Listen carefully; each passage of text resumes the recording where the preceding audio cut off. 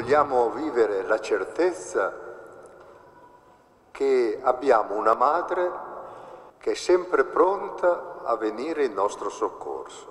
Abbiamo bisogno del soccorso di Maria perché tutti sperimentiamo la fragilità, anche quando siamo presuntuosi o ci crediamo autosufficienti. A San Bartolomeo della Ginestra il vescovo ricorda l'indole di Maria di essere attenta alle difficoltà degli uomini. Nelle scritture la Vergine in più di un'occasione va in aiuto del prossimo, lo fa con gli sposi di Cana, si preoccupa per la cugina Elisabetta. Un messaggio che la comunità vive intensamente. Monsignor Tanasini ha chiesto ai giovani di farlo proprio. La vostra comunità vive intensamente questa certezza e ve la trasmette.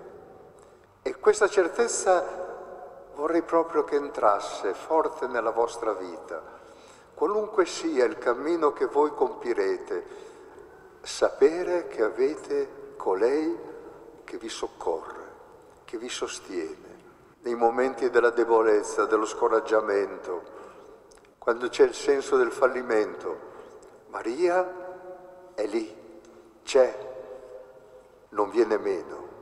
I fedeli di San Bartolomeo della Ginestra si sono preparati alla celebrazione lungo un cammino composto di 3 parole: incontro, ascolto e accoglienza. Tenendo sullo sfondo la pagina evangelica dell'Annunciazione, ci siamo lasciati interrogare sulla nostra capacità di lasciarci incontrare da Dio e il nostro modo di incontrare i fratelli, l'ascolto e l'accoglienza. E davvero c'è una scoperta bella che vogliamo ridirci, è che Maria, ascoltando e accogliendo, ha generato Dio. E allora anche noi siamo chiamati ad accogliere per generare Dio nella nostra vita.